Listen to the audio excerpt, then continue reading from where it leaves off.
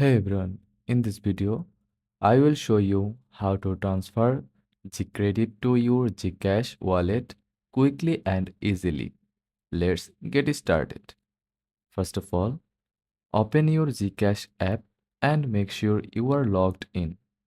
On the main screen, tap Pay Bills. Yes, even though we are not paying a bill, this is how it's work. Next, in the biller categories, select Loans. Then look for GCash or GCredit in the list of billers and select it. Now enter the amount you want to transfer from your GCredit balance to your GCash wallet. Double check the details and tap next to confirm. And that's it. The amount should appear in your cash wallet shortly. Just remember that a this counts as a cash advance.